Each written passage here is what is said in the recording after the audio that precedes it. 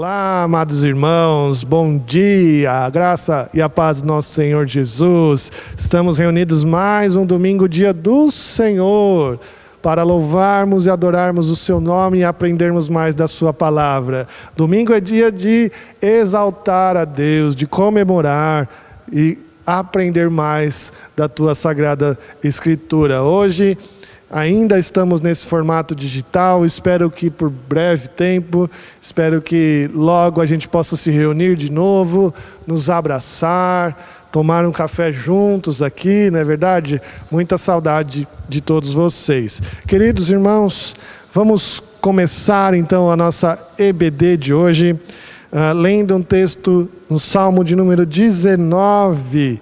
Salmo de número 19, abra a tua Bíblia comigo. Você pode estar aí na sua casa, pode estar com o seu cobertor, mas tem que estar com a sua Bíblia na mão. Tem que estar com a tua Bíblia na mão para aprendermos mais do Senhor. Salmo de número 19, versículo de número 7, vai dizer: a lei do Senhor é perfeita e restaura a alma. O testemunho do Senhor é fiel e dá sabedoria aos simples. Os preceitos do Senhor são retos e alegram o coração. O mandamento do Senhor é puro e ilumina os olhos. O temor do Senhor é límpido e permanece para sempre. Os juízos do Senhor são verdadeiros e todos igualmente justos. São mais desejáveis do que ouro, mais do que muito ouro depurado, e são mais doces que o mel e o destilar dos favos. Amém? Vamos orar? Senhor Deus, querido e eterno Pai, muito obrigado, Deus, por esta manhã de domingo, onde a gente possa se encontrar, ó Deus, para aprender mais das Tuas Escrituras. Que o Senhor fale aos nossos corações, que o Senhor possa nos dar mais sabedoria, que possamos desejar, ó Deus, este aprendizado mais do que o ouro refinado, mais do que qualquer outra coisa da nossa vida. Obrigado pelos meus irmãos que estão reunidos em suas casas. Obrigado a Deus porque cada um deles se dispôs a se colocar em culto agora neste momento. Nós te agradecemos por isso, em nome e por amor de Jesus. Amém. Amém. Vamos cantar alguns cânticos espirituais agora.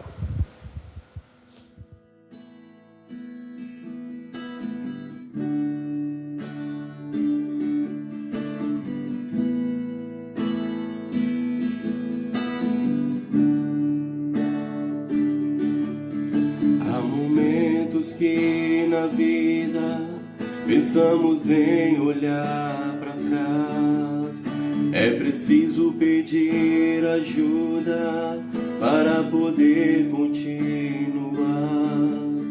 Há momentos que na vida pensamos em olhar para trás, é preciso pedir ajuda para poder continuar. E clamamos o nome de Jesus, e clamamos o nome de Jesus, e clamamos o nome de Jesus. Ele nos ajuda a carregar a cruz.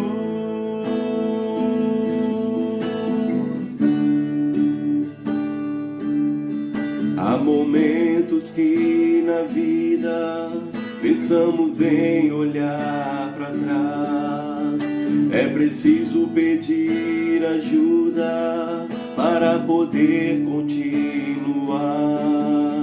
Há momentos que na vida pensamos em olhar para trás, é preciso pedir ajuda para poder continuar. E clamamos o nome de Jesus, e clamamos o nome de Jesus, e clamamos o nome de Jesus. Ele nos ajuda a carregar a cruz. E clamamos o nome de Jesus. E clamamos o nome de Jesus. E clamamos o nome de Jesus. Ele nos ajuda a carregar a cruz. Ele nos ajuda a carregar a cruz.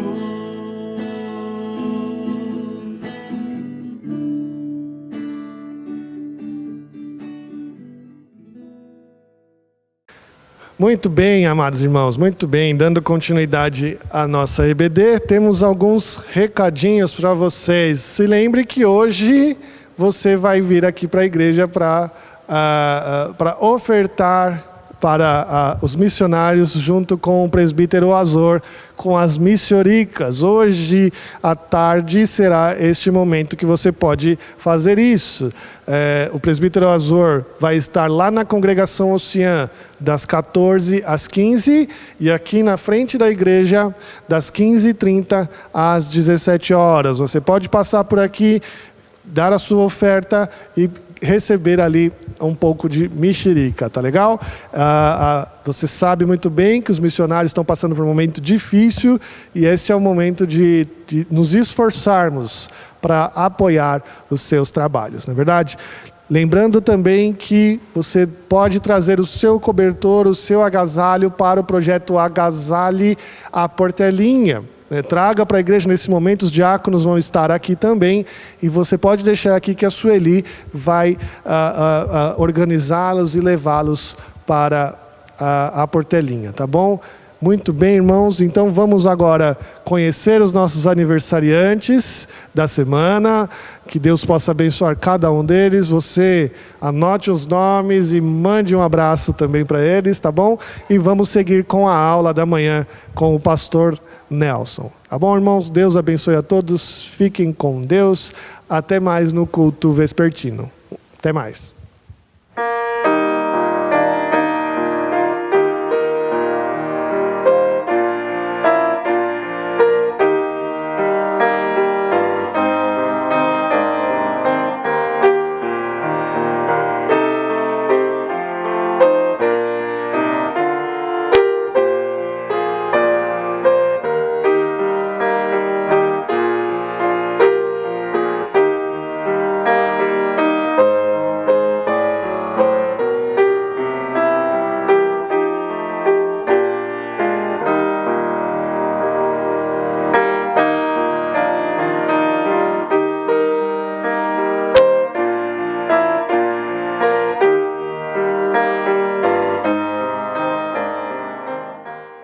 Bom dia, irmãos, a graça e a paz do Senhor.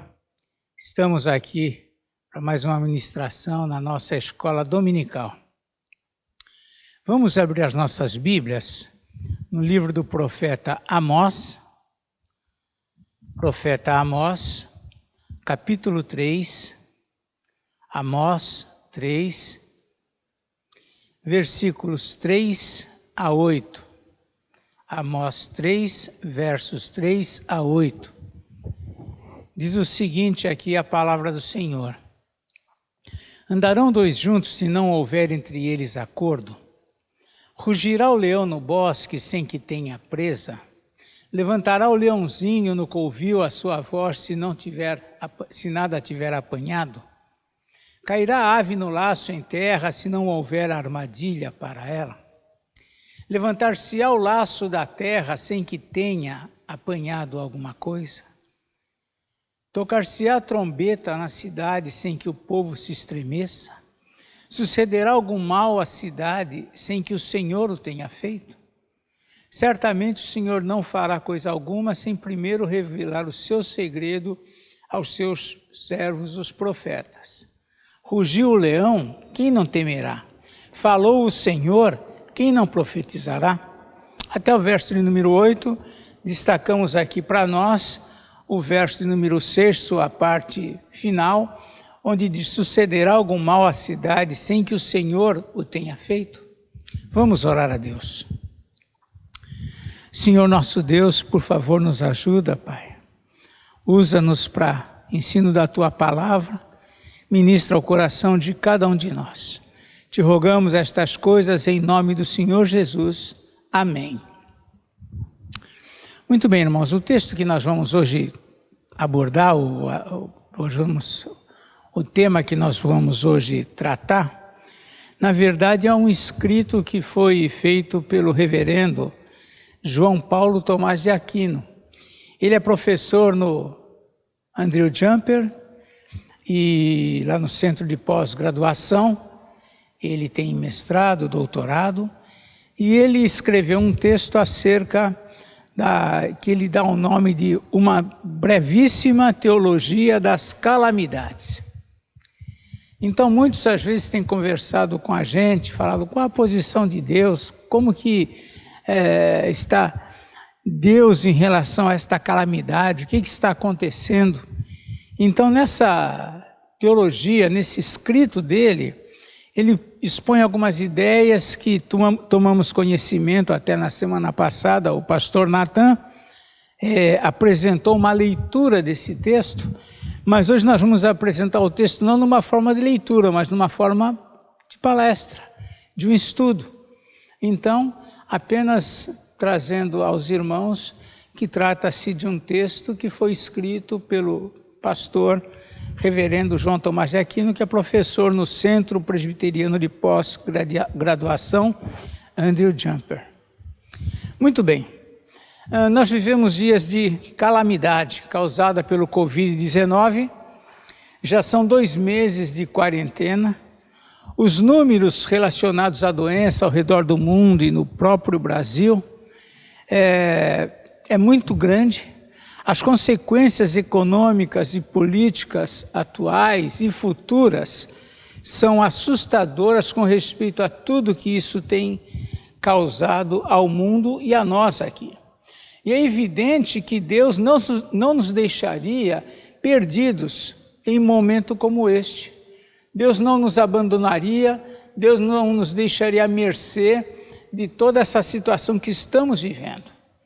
A Bíblia, na verdade, apresenta muitas orientações para nos guiar nessas situações desse tipo que estamos vivendo. Então, nós vamos tecer algumas considerações traçadas, como eu lembrando, nesse escrito. A primeira delas, ser considerado com respeito a essa pandemia que afeta o mundo, que afeta o país, que tem ceifado vidas, que tem afetado as economias, que tem derrubado por terra os planos, os projetos de tantas pessoas. Na verdade, nessa defesa nós entendemos o seguinte, que o pecado é a causa de todas as calamidades. Esse é o primeiro ponto tratado, o pecado é a causa de todas as calamidades. Vamos confirmar isso à luz da Bíblia. No princípio, ainda no Éden, não existiam calamidades. Esse tipo de coisa não afetava. Deus criou o mundo perfeito. Tudo era muito bom, isso diante do próprio critério do nosso Deus. Ele considerou todas as coisas e viu que tudo era muito bom. Mas a entrada do pecado no mundo trouxe a maldição. A entrada no pecado do mundo, a partir daí, a terra já não seria mais um lugar aprazível. Isso se encontra lá em Gênesis 3,17, quando o Senhor passa a dirigir uma palavra ao homem, dizendo, maldita é a terra por tua causa, vai haver abrolhos, vai haver suor, vai haver trabalho, tudo ia passar a ser difícil a partir desse momento por conta da queda. Com a queda, inclusive, entrou a morte no mundo. E é o último inimigo, segundo nós lemos lá em 1 Coríntios 15, 26, é o último inimigo a ser derrotado ainda em decorrência desse pecado, ou da queda. Em Romanos 8, 20 a 22, nós vemos que por conta do pecado, também toda a criação iria sofrer. Lá no livro de Romanos, capítulo 8, versículos 22 20 a 22 diz o seguinte, Romanos 8, 20 a 22. Pois a criação está sujeita à vaidade, não voluntariamente, mas por causa daquele que a sujeitou, na esperança de que a própria criação será redimida do cativeiro da corrupção para a liberdade da glória dos filhos de Deus. Porque sabemos que toda a criação a um só tempo geme e suporta angústias até agora.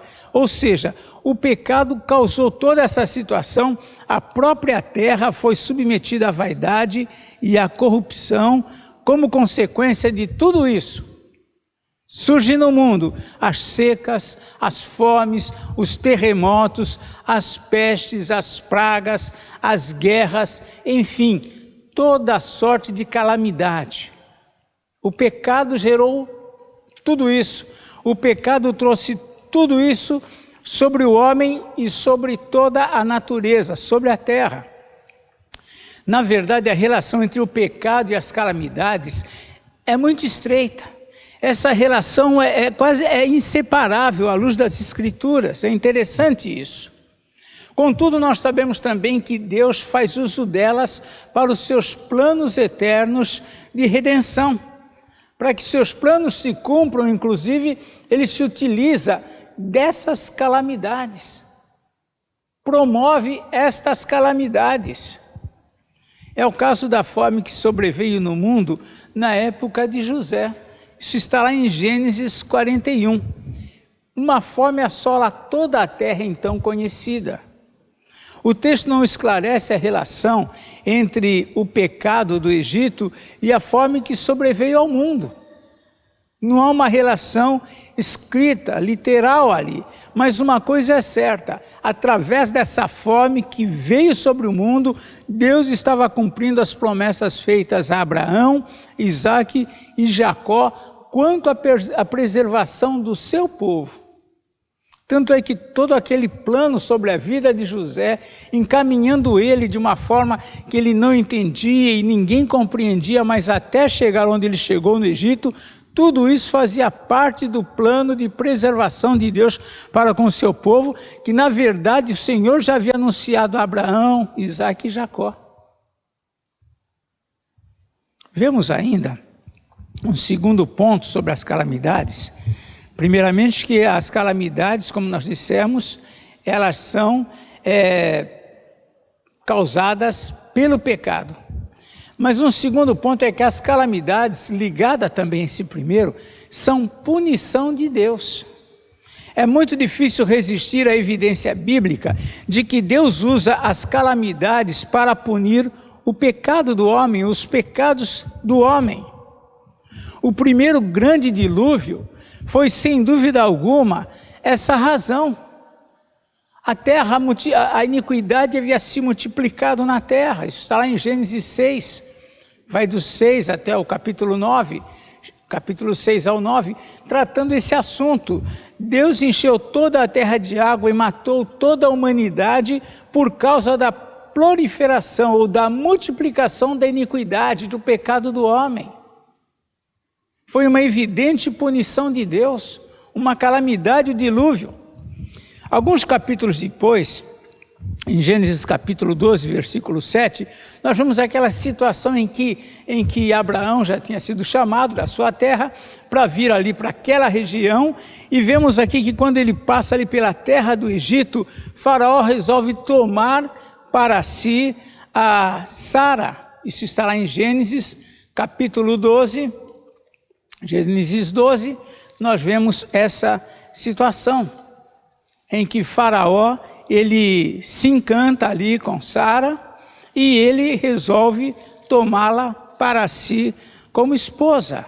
E lá em Gênesis 12, versículo 7, nós vemos aqui que o Senhor já havia aparecido a Abraão, já havia lhe prometido dar a descendência, e Abraão então sai da sua terra, está caminhando, e quando ele passa ali pelo Egito, então o Faraó decide tomá-la como esposa. E então diz aqui o versículo 17, porém o Senhor, Gênesis 12, 17, porém o Senhor puniu a Faraó e a sua casa com grandes pragas, por causa de Saraí, mulher de Abraão. Punição com pragas, calamidade. Nós não sabemos aqui a dimensão do quanto isso afetou o Egito, mas o Senhor puniu o Egito e todo o seu povo com pragas por conta dessa situação com respeito a Sara. Punição de Deus. Vemos ainda em Gênesis capítulo 18 e 19, nós vemos ali o relato muito conhecido da destruição de Sodoma e de Gomorra, aquela região toda. Por que elas foram destruídas? O texto também é claro, a iniquidade subiu aos céus. E o Senhor então pune aquelas cidades, derramando ali chuva de fogo, de enxofre, destrói aquela cidade toda por causa dos pecados terríveis que aconteciam ali. É difícil separarmos pragas, calamidades de pecado ou de uma punição de Deus. Em Êxodo nós vemos a mão de Deus produzir toda a sorte de tragédias sobre o povo egípcio, sobre o faraó e todo o povo, porque eles oprimiam Israel. E eles não queriam, faraó não queria permitir que o povo de Deus fosse ao deserto prestar culto ao Senhor. E o Senhor pune então aquela nação com todas as pragas que nós bem sabemos. E é interessante que nessas pragas, Deus também já notificava que aquilo era para humilhar os deuses do Egito. Era um povo idólatra, que lidava com toda a sorte de superstição. Ainda que todas essas nações conheciam o Senhor. Na verdade, o mundo teve a oportunidade de conhecer a Deus. O mundo um dia foi resumido lá em Noé e nos seus filhos, Sem, Cão e Jafé.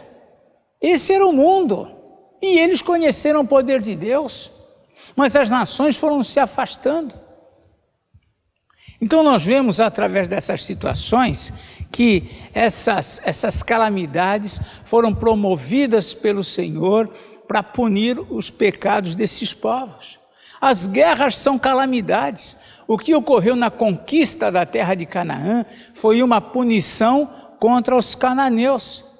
Aqui no livro de Gênesis mesmo, capítulo 15, versículo 16, nós vemos o Senhor dizendo o seguinte aqui a Abraão: na quarta geração tornarão para aqui. Ou seja, após esse período que ele iria passar no Egito, 400 anos, escravo, etc., mas na quarta geração eles tornariam novamente para a terra de Canaã.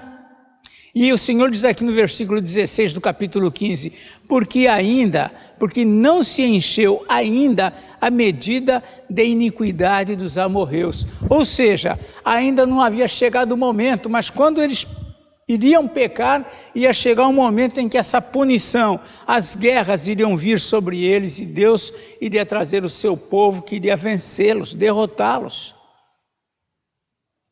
Quando Israel invade a terra e conquista pela guerra, isso era fruto do pecado deles. Fruto do pecado deles. Deus lhes fala isso muitas vezes. Na história bíblica, vemos que muitas vezes Deus pune o seu próprio povo com pragas, com secas, com fomes, com pestes, com guerras, com exílios, com cativeiro, por conta da desobediência deles à sua palavra, por conta da sua infidelidade, calamidade sofrida por conta de punição. Logo após a saída do Egito, Deus pune o seu povo com fogo. Aqui está em Números, versículo 1, Números 11, verso 1, diz o seguinte, Números 11, versículo 1.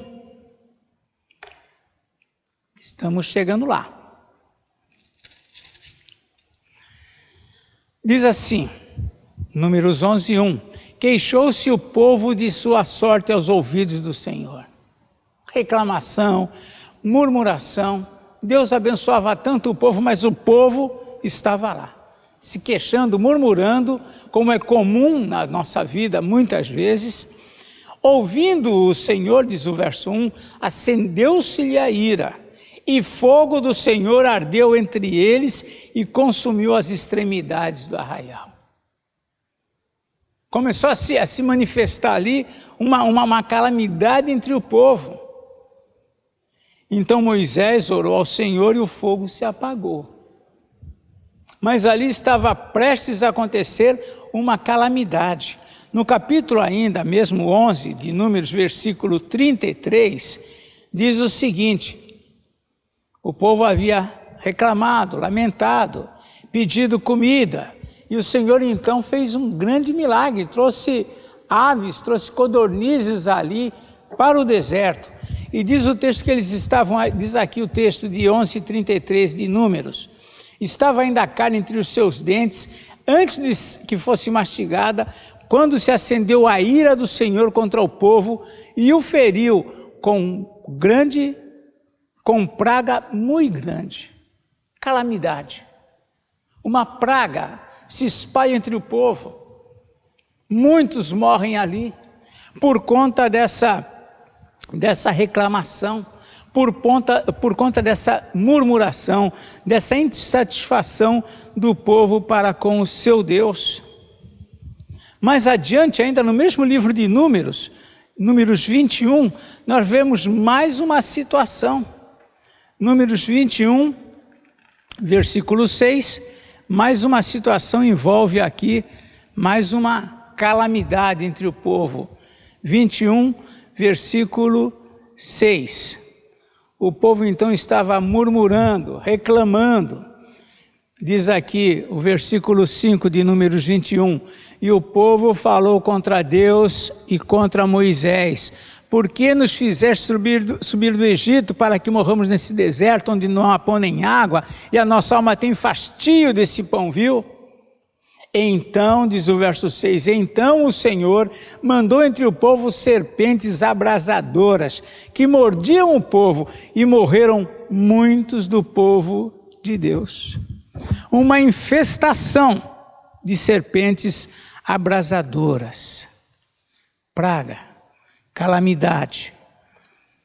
Tudo isso o Senhor mandava contra o povo para puni-los. Nos dias dos juízes, devido aos pecados contínuos do povo, sua contínua desobediência, Deus trouxe calamidades consecutivas, derrota diante dos seus adversários. Nesse período de juízes, eles foram derrotados pelos adversários, passavam um tempo bom, logo desobedeciam, vinha novamente a punição. Vinha mais um juiz, misericórdia de Deus, vinha, livrava, mas eles desobedeciam, vinha mais uma punição. Deus os puniu com derrotas, Deus os puniu com opressão, com fome, com escassez de comida. É interessante que é nesse período em que Noemi, juntamente com seu marido e seus 2 filhos, deixam a terra de Israel por conta da fome e vão morar na terra de Moabe, que é onde os seus filhos se casam com as moabitas. E aí vem Ruth, que nós bem conhecemos. Nos dias do rei Acabe, Deus também puniu seus pecados com seca durante 3 anos e meio. Vimos isso numa pregação recente, quando o Senhor disse que viria uma fome sobre a terra, e ele então, a Elias fica lá junto à fonte de Querite, lá o Senhor, através dos corvos, levava pão e carne para ele todos os dias. Foi uma seca de 3 anos e meio, sem chuva, sem orvalho, por conta de uma punição sobre os pecados daquela corte, daquele povo nos dias do rei Acabe. Idolatria, adoração a Baal, prostituição, culto que envolvia prostituições, tudo isso envolvia a nação e a idolatria, e o Senhor então pune durante 3 anos e meio com essa fome, com essa seca. Com todas as advertências que o Senhor fez a Israel, o reino do norte, eles continuaram desobedientes. Então Deus trouxe sobre eles como punição um cativeiro, um exílio, o exílio assírio. O rei da Síria os levou cativo. Vejam que foi nessa época em que o rei da Síria os levou para o seu país e povoou Israel Reino do Norte, com todos os povos, um misto de gente. Desse grupo vieram os samaritanos, que os judeus, que se consideravam os fiéis, não toleravam, não aceitavam, repudiavam. Por conta da punição de Deus sobre o Reino do Norte, por causa dos seus pecados, porque se afastaram de Deus, porque deixaram de cultuar, de adorar a Deus. O Reino do Sul, Judá, permaneceu fiel por um tempo, continuou servindo a Deus por um tempo. Entretanto, eles acabaram seguindo o mesmo caminho do Reino do Norte e não abandonou seu pecado. E finalmente veio a punição também sobre Judá, guerras, derrotas, fome terrível. Foram humilhados e Deus os puniu com cativeiro na Babilônia, foram mortos, foram levados. Quando nós lemos o livro de Lamentações de Jeremias, nos dá ali um relato claro do que aconteceu com Judá. Fome, humilhação, mortes de crianças, de idosos, dos príncipes, de todos mais. Deus já havia punido todo esse povo dele, punido com terremotos, punido com pestes, com gafanhotos. Tudo isso nos ensina que Deus usa as calamidades para chamar os pecadores a arrepender-se. E Deus usa também as calamidades de um modo também para punir aqueles que são endurecidos. Aqui no livro de Levítico, capítulo 26, versículo 21, diz o seguinte: o Senhor aqui estava falando sobre os castigos da desobediência. Lembram? Nós estudamos isso nas quartas-feiras. Tem as bênçãos decorrentes da obediência e os castigos decorrentes da desobediência. Aqui em Levítico, capítulo 26, verso 21, diz o seguinte: e se andardes contrariamente para comigo, e não me quiserdes ouvir, ou seja, se endurecerem, trarei sobre vós pragas 7 vezes mais, segundo os vossos pecados. Calamidades, punição de Deus. Porém, Deus não usa as calamidades para punir somente o seu povo, mas todas as nações da terra. Todas as nações. Deus não é Deus nosso, do povo cristão, ou dos judeus naquela época. Deus é Deus de toda a terra. Governa todas as coisas, todos os povos. Ele puniu também os filisteus. Certa vez o Senhor permitiu que os filisteus derrotassem Israel. E eles então pegaram a coisa mais preciosa que Israel tinha dentro dos seus objetos de culto. Tomaram a arca de Deus, a arca do Senhor, e levaram para a terra deles. E colocaram a arca no seu templo, ali, ao lado do seu Deus mais importante que eles criam, que era Dagon. E nós sabemos a história. Você deve ser um bom leitor da Bíblia, como todo crente deve ser. Você deve conhecer a história do que aconteceu. Estando ali lado a lado a arca do Senhor e a estátua de Dagon, nós sabemos que Dagon amanheceu caído, quebrado. E os filisteus então pegaram seu Deus caído, quebrado, consertaram, sei lá, não sei se era durepox, o que eles usavam, mas eles consertaram aquele Deus e colocaram ele no mesmo lugar. E no dia seguinte caiu de novo. E então Deus começou a punir a nação dos filisteus. Surgiram tumores por todo lado. Os filisteus se dividiam em 5 condados. E aí aquele condado onde estava a arca da aliança falou: olha, nós não queremos aqui conosco. Pegou e mandou para um outro condado. Era Gaza, Asquelon, uns condados que tinham Ecrom. tudo isso, Gate, eram condados dos filisteus, príncipes diferentes, mas que regiam a mesma nação. E então, no que eles iam levando a arca de um condado para o outro, os tumores iam se proliferando. O texto bíblico diz que nasciam-lhe tumores nas partes íntimas, mais delicadas, mais doloridas. Então nós vemos que tudo isso como uma calamidade sobre aquele povo por conta de um castigo, por conta do Senhor agir contra eles, porque eles levaram a arca para lá, mas não deram glória a Deus, continuaram cuidando do seu Deus Dagom. O Senhor também castigou com calamidade o exército de Senaqueribe. Estavam cheios de moral, estavam fortalecidos pelas vitórias que eles vinham tendo, e agora se preparavam para enfrentar Jerusalém, para adentrar em Jerusalém, que era uma fortaleza, mas ainda não tinham adentrado, mas falavam contra Deus, falavam que o Deus de Israel, o Deus de Judá, dos judeus, não era melhor do que os outros deuses, e Deus os puniu. E numa só noite deu uma praga, aconteceu naquele arraial dos assírios, dos sírios, melhor dizendo, e morreram 185 mil soldados. Irmãos, de fato, terremotos, pragas, tsunamis, infestações e guerras são apresentados naturalmente na Bíblia como manifestações da ira santa e justa de Deus contra o pecado do homem. É assim que a Bíblia descreve as calamidades.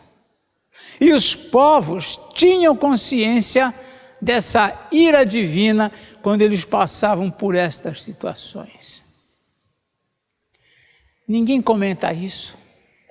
Nos nossos dias, salvo nas igrejas e em algumas, a maioria das pessoas, a mídia, está vendo tudo o que está acontecendo, como já veriam em qualquer outra ocasião, qualquer outra calamidade, é visto como uma coisa natural. Não é visto como estando Deus acima dessas coisas. Eles não veem essas coisas, não veem nenhuma relação com Deus.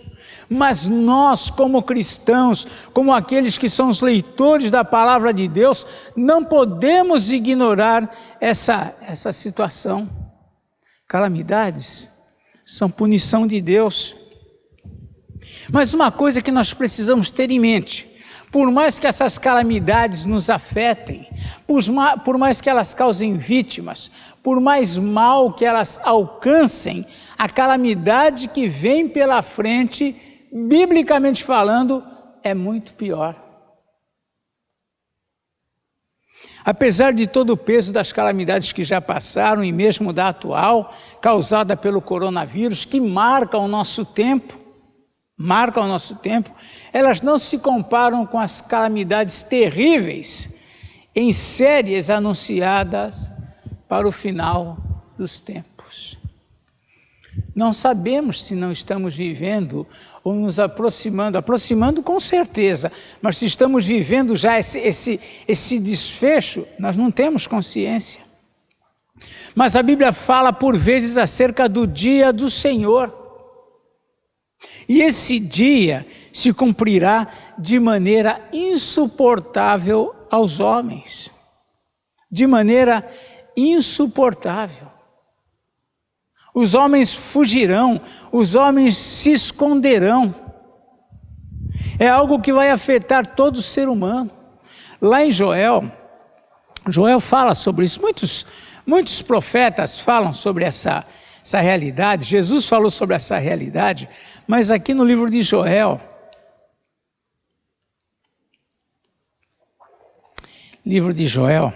capítulo 2, versículo 11, diz o seguinte, Joel 2:11: O Senhor levanta a voz diante do seu exército, porque muitíssimo grande é o seu arraial, porque é poderoso quem executa as suas ordens.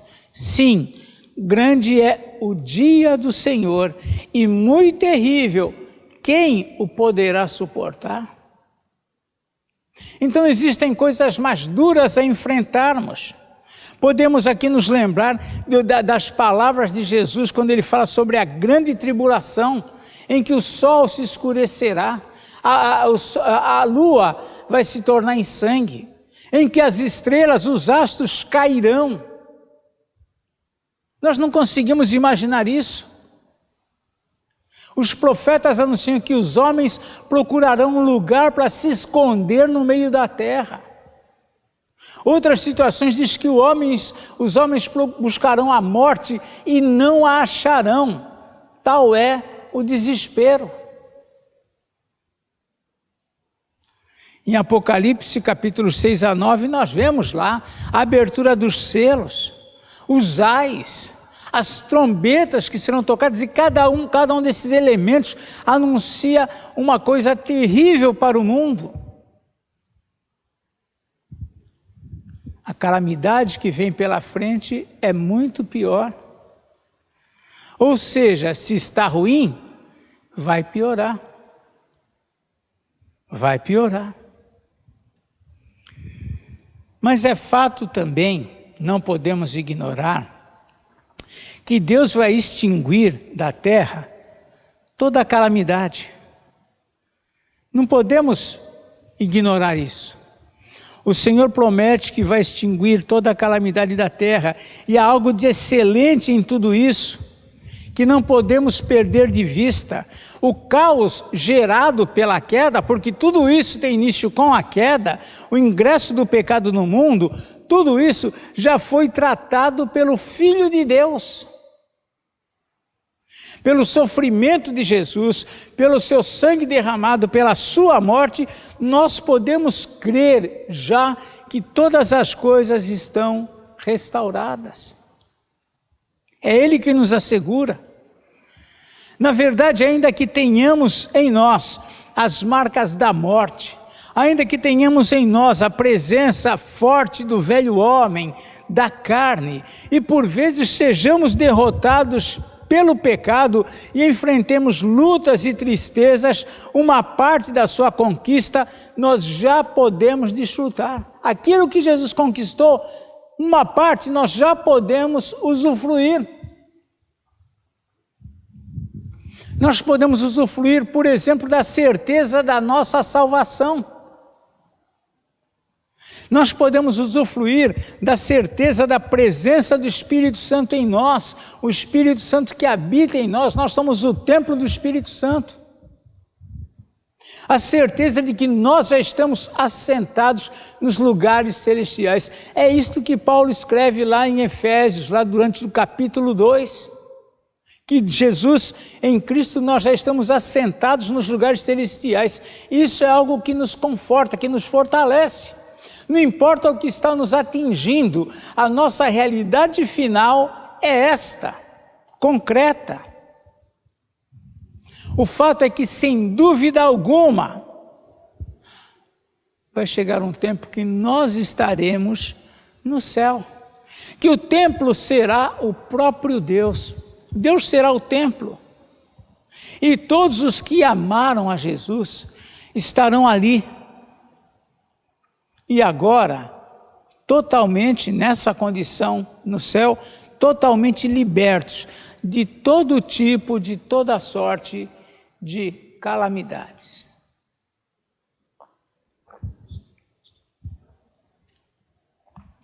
Podemos sonhar com isso, podemos almejar isso e até viver aqui, em meio a toda e qualquer situação, como um cidadão dos céus. Mas enquanto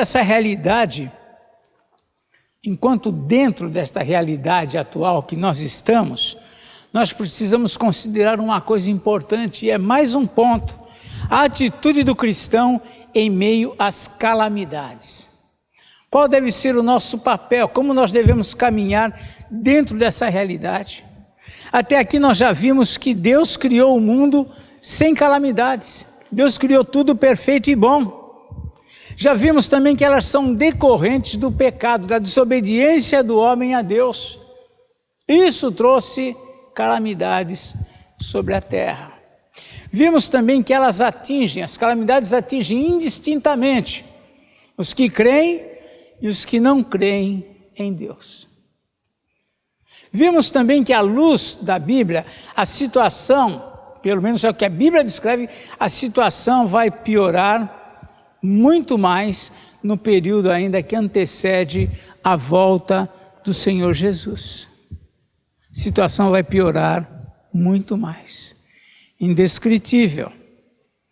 E vimos também que a obra de Jesus assegura para nós, os que cremos nele, que nós seguramente estaremos com ele no céu. Cientes destas verdades, o autor, no contexto aqui, o autor desse texto, nos propõe atitudes a serem praticadas nestes tempos de calamidade. Primeiro ponto colocado aqui. Em tempos de calamidades, devemos cuidar de nós mesmos e de nossas famílias, ou da nossa família. Quando Deus visitou o Egito e se deu a morte dos primogênitos, Ele deu ao seu povo, aos seus líderes, aos cabeças de família, de cada casa, uma responsabilidade de proteger os seus filhos primogênitos. Cada pai de família sabia o que fazer, a ordem era clara. Era oferecer um cordeiro, sacrificar um cordeiro macho de 1 ano, perfeito, que aponta sem dúvida para o cordeiro que tira o pecado do mundo, que é Jesus. E aplicar o sangue desse cordeiro sacrificado nas umbrais das portas, para que ali não houvesse morte. Cabia aos pais proteger as suas famílias. Quando Deus mandou serpentes abrasadoras para punir o povo por causa do seu pecado, Deus também providenciou um meio de cura ou salvação para aqueles que desejavam. Havia lá uma serpente de bronze erguida num lugar alto, onde todos podiam buscar, onde todos podiam olhar e receber a cura por conta dessa fé, dessa obediência. Nós vemos que Jesus usa essa figura quando ele trata com Nicodemos no capítulo 3 de João, lembrando que isso aponta também para ele. Aqueles que o buscarem, aqueles que olharem para ele, que crerem que precisam dele, que reconheceram os seus pecados, terão o perdão de Deus. Ainda nesse cuidado com nós mesmos e com a nossa família, devemos nos lembrar da postura de Jesus, que não tentou a Deus, pondo a si mesmo em risco desnecessário. Quando ele foi levado lá para o pináculo do templo, isso está lá em Mateus capítulo 4, a partir do verso 5, que ele foi levado ao pináculo do templo e lá foi proposto ele que se atirasse, porque os anjos o protegeriam, o amparariam, o guardariam. Ele mesmo disse: não tentarás o Senhor teu Deus. Não devemos colocar a nossa família em risco. Devemos tomar os cuidados necessários diante das calamidades. Hoje em dia, quando nós falamos nessa pandemia, existe uma série de cuidados a serem tomados, que todos têm conhecimento. E devemos, de fato, praticar esses cuidados. Mas há um segundo ponto ainda sobre a postura do crente em meio às calamidades. Em tempos de calamidade, devemos cuidar dos necessitados. Biblicamente, é inegável que temos responsabilidade com os menos favorecidos. A Bíblia não nos deixa opção. Nós temos responsabilidades com aqueles que sofrem, com aqueles que estão necessitados. Jesus não somente nos ensinou a ter compaixão, mas deixou claro essa responsabilidade quando ele falou acerca do grande julgamento.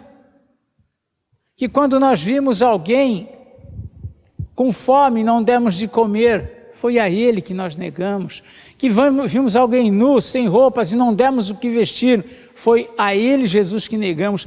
Ele colocou sobre nós essa responsabilidade do cuidado com os menos favorecidos. Vemos um exemplo desse cuidado quando Paulo relata lá o cuidado que se deu por parte da Macedônia, que era uma região pobre, mas ela se dispôs a socorrer Jerusalém, e ela se dispôs com recursos muito acima dos que eles possuíam. Paulo destaca isso lá em 2 aos Coríntios, capítulo 8, nos versos 1 a 3, destacando ali a posição da Macedônia, que naquele tempo de calamidade que atingia Jerusalém, eles mesmo com recursos poucos, fizeram acima da posse, eles ajudaram Jerusalém. Através das calamidades nós podemos revelar o amor de Deus que deve estar em nós. Devemos mostrar altruísmo e não o egoísmo. Devemos demonstrar generosidade. Mas há um terceiro ponto ainda com respeito à postura do cristão nas calamidades. Em tempos de calamidade, devemos confiar em Deus. É indiscutível que as calamidades nos abalam profundamente. Elas trazem à lume a nossa pequenez. Elas fazem brotar o que está dentro, a nossa fragilidade.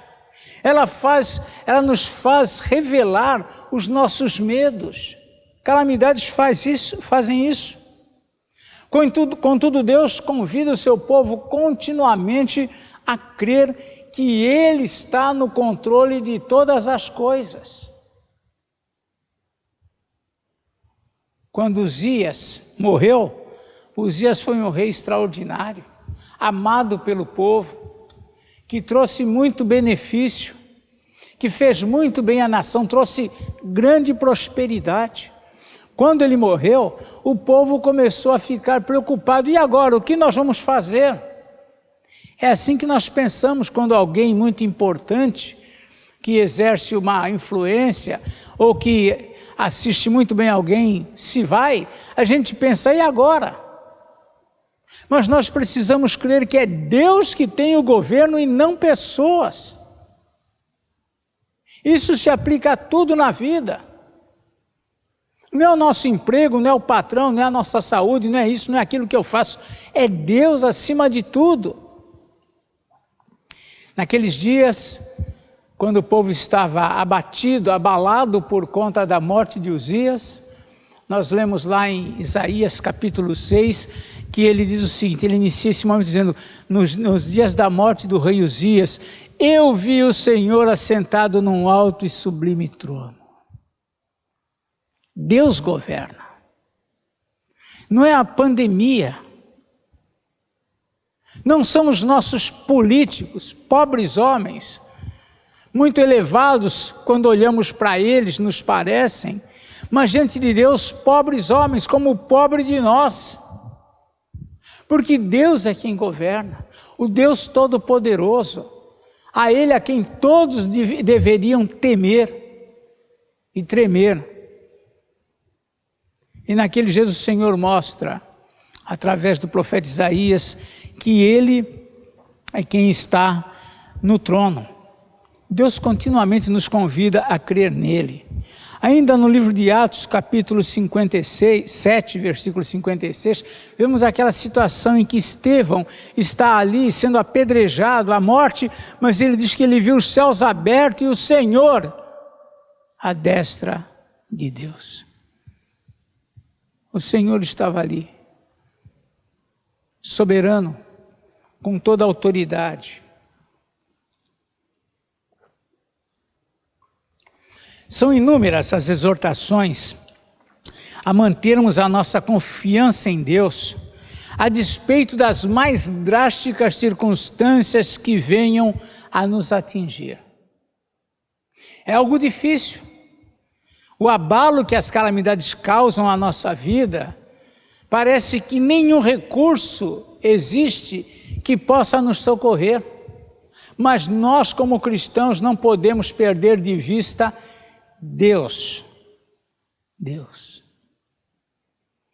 O Salmo 46, salmo que todos conhecem, mas às vezes nós não praticamos este salmo. Mas é um salmo precioso, que devemos praticá-lo em todo o tempo, mais apropriado ainda em tempos de calamidades, em tempos difíceis. Diz aqui o salmista, Salmo 46, 1-3, Deus é o nosso refúgio e fortaleza, socorro bem presente nas tribulações. Portanto, não temeremos, ainda que a terra se transtorne e os montes se abalem nos seios dos mares. Ainda que as águas tumultuem e espumejem e na sua fúria os montes se estremeçam. Deus é o nosso refúgio. Ele é o nosso socorro, bem presente, não distante, mas presente nas tribulações. Não podemos esquecer que mesmo em meio à pandemia ou qualquer calamidade que nos atinja, nós podemos saber, Paulo afirma, sabemos que todas as coisas cooperam para o bem daqueles que amam a Deus. Paulo também declara que nada pode nos separar do seu amor, nem tribulação, nem angústia, nem nada. Ou nós cremos nestas coisas, ou nós estamos perdidos, ou nós estamos sem esperança. Precisamos confiar em Deus, confiar, crer que o nosso corpo e a nossa alma pertencem a Deus. E no momento em que for a vontade dEle, essa alma deixará esse corpo. Não antes. Precisamos saber que sem a vontade dEle, nenhum fio de cabelo pode cair da nossa cabeça. Precisamos crer nestas coisas. Que mesmo em meio às grandes calamidades, Ele pode nos conduzir para junto das águas de descanso. Ele pode fazer isso. Nele estamos seguros da vida eterna e vamos para o céu. Mas há ainda mais um ponto que nos tempos de calamidade nós cristãos precisamos observar. E é muito interessante. Em tempos de calamidade devemos chorar, clamar e nos confessar a Deus. O autor destaca algumas coisas interessantes. Nós vivemos na era do entretenimento. Estamos sempre envolvidos em atividades que nos impede de ficar em silêncio. Temos sempre alguma coisa que fazer. Nós não somos pessoas de parar para meditar, para refletir, para considerar com tempo nas coisas que estamos vendo, vivendo, que estão acontecendo ao nosso redor. Nós sempre temos alguma coisa para nos distrair. Essa é a palavra, distrair, distrações. São os games, são os filmes, são as séries, são redes sociais, coisas que em certa medida distraem a nossa angústia. É curioso. São dias que às vezes nós tínhamos que parar mais para elevar a mente a Deus, mas nós estamos lá envolvidos em alguma distração. Num contexto assim, pouco espaço há para se lamentar, chorar e confessar pecados, tanto no individual como no coletivo. As distrações tomam conta. Elas acabam prevalecendo. As distrações não permitem que o sofrimento, a tristeza e o quebrantamento cumpram o seu importante papel de nos conduzir a Deus, de nos colocar aos pés de Jesus.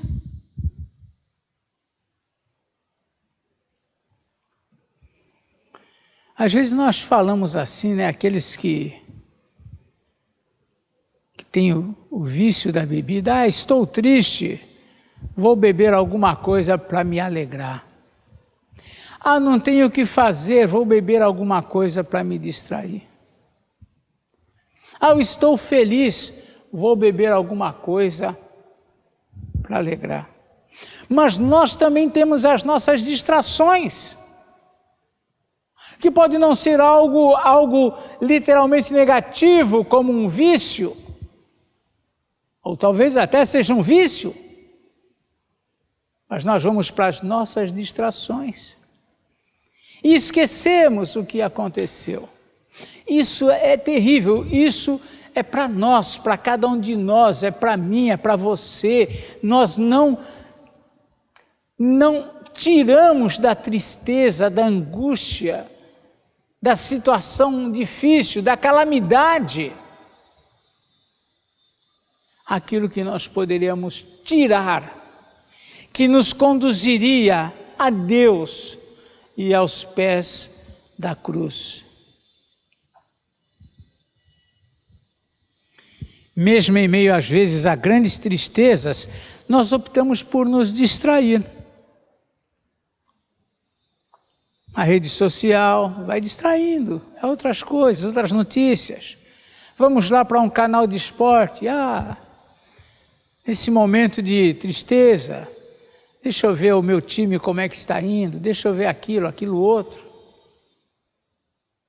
Deixa eu ver o Facebook de alguém, acompanhar ali. Mas Deus nos mostra uma realidade bem diferente. Deus ensinou o seu povo a lamentar, sofrer e confessar-se diante dele.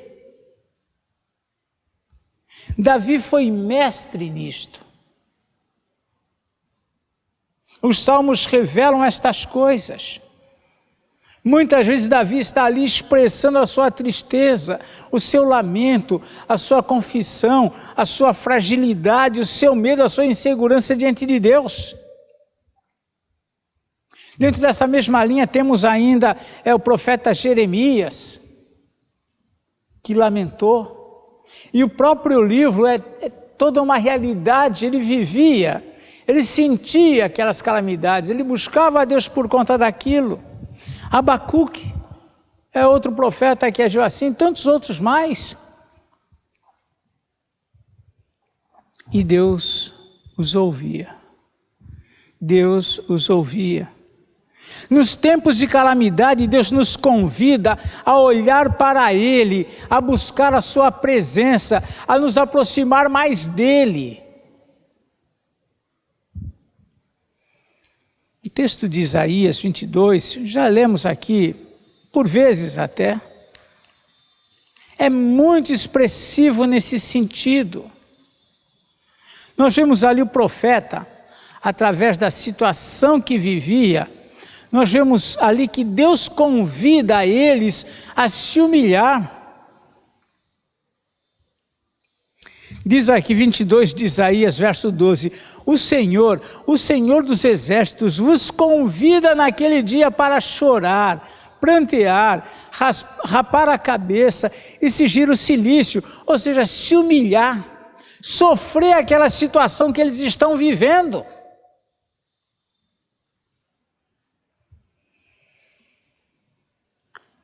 Às vezes nós falamos do mundo, olha, para o mundo a coisa está difícil, o governo está difícil, a política está difícil, mas se tiver um carnaval, o bloco vai sair. E nós cristãos, será que nós somos diferentes deles? Tudo bem, a gente não sai com um bloco. Nós vamos para as nossas distrações. que nos parecem mais tranquilas, distrações que nos parecem mais saudáveis.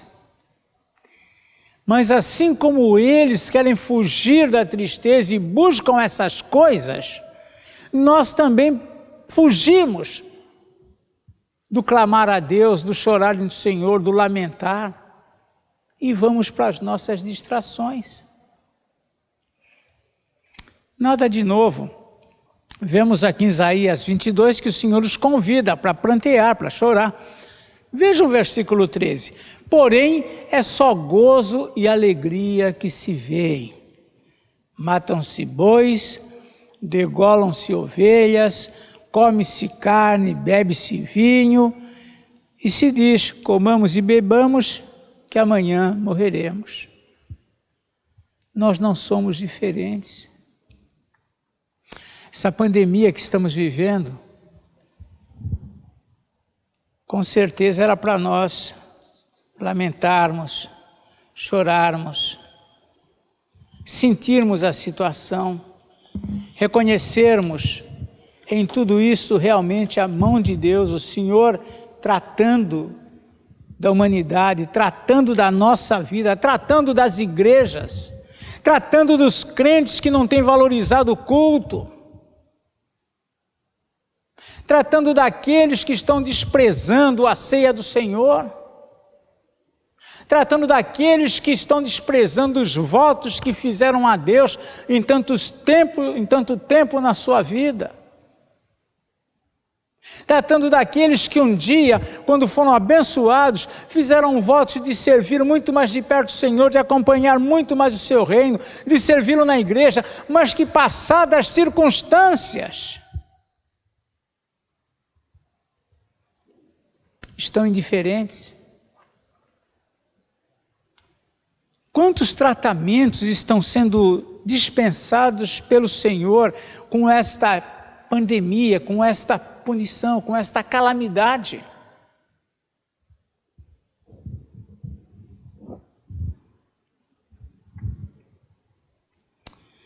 A ordem de Deus, que Deus espera de nós é que a gente tenha esse espírito de choro, de tristeza, por conta da situação que estamos vivendo. Seja por nossas crises, por nossas calamidades pessoais, seja pela calamidade que afeta a nós e a outros também. As crises, as calamidades nos convidam a clamar, a orar a Deus. Não tem como nós fugirmos disto. Texto também conhecido, nós conhecemos a Bíblia, pela graça de Deus. Podemos não praticar, mas nós sabemos que as coisas estão lá. Aqui em 2 Crônicas 7,14, nós cantamos isso, um hino maravilhoso. Diz lá, se o meu povo, começa no 13, já falando sobre as calamidades. Se eu cerrar os céus de modo que não haja chuva, se ordenar aos gafanhotos que consumam a terra, ou se enviar a peste entre o meu povo. Só faltava estar aqui, se eu enviar o Covid-19, se eu enviar a peste entre o meu povo, se o meu povo que se chama pelo meu nome se humilhar e orar e me buscar e se converter dos seus maus caminhos, então eu ouvirei dos céus, perdoarei os seus pecados e sararei a sua terra. É isso que o Senhor espera de nós, não tem como fugir disto. Veja que a ordem de Deus para o povo é que quando eles se vissem punidos por situações adversas, era que eles clamassem a Deus. O pressuposto desse lamento não era o mérito do povo, não é porque eles mereciam receber um cuidado, um livramento, não é isso. O pressuposto desse lamento estava fundamentado na aliança que Deus tinha com eles. A aliança de Deus. Mediante a humilhação do povo, a sua humilhação, a sua oração, a sua busca e conversão a Deus, Ele sararia a sua terra. Eu ouvirei dos céus, perdoarei os seus pecados e sararei a sua terra. Irmãos, o remédio atual não é diferente. Não é diferente. É lamentar, clamar, arrepender e confessar o nosso pecado, sem uso de entorpecimento, sem uso de entretenimento. Mas simplesmente lamentar, clamar, se arrepender e confessar. Calamidades. Calamidades. Como conclusão, as calamidades, vimos, são fruto do pecado, da desobediência do homem. Deus não criou o mundo com calamidades. Não havia calamidades nos primeiros dias da criação, até que houve o pecado do homem. As calamidades passaram a fazer parte dos meios que Deus usa para cumprir os seus propósitos eternos. Deus usa de calamidades para cumprir os seus propósitos. Nós lemos lá em Amós, no capítulo 3, ele dizendo, sucederá algo mal à cidade, sem que o Senhor o tenha feito? Deus não tem receio. Os homens fazem as suas artes, criam as suas calamidades, e depois eles dizem que foram outros que fizeram, porque o homem é injusto, porque ele é mau.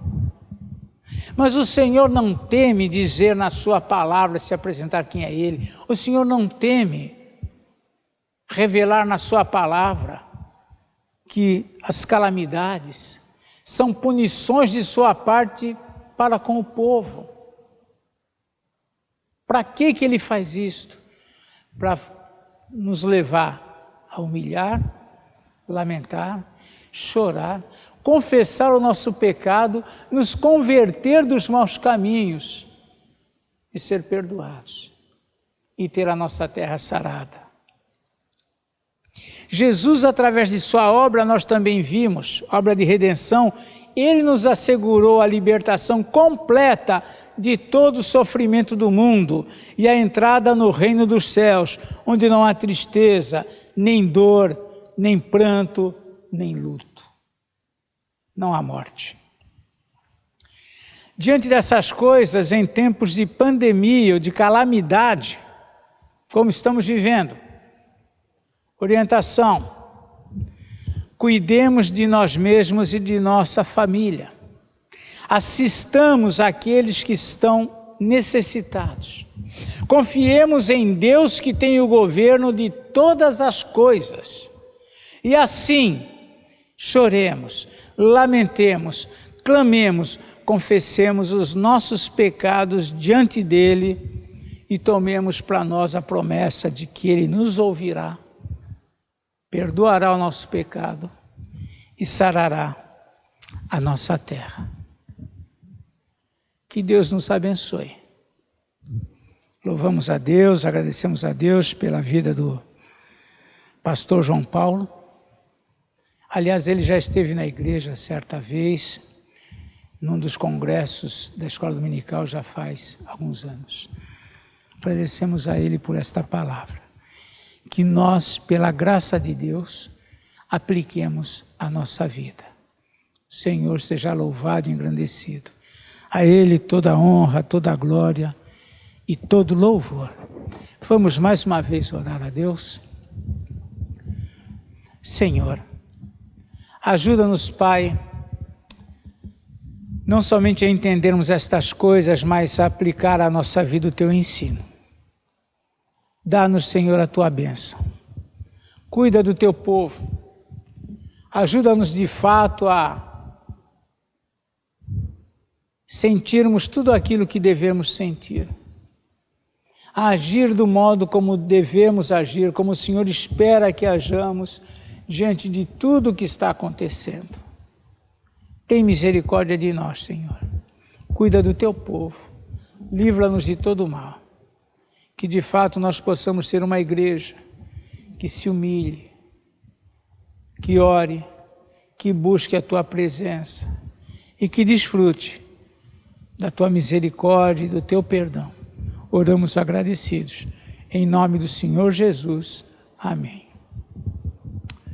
Que Deus os abençoe.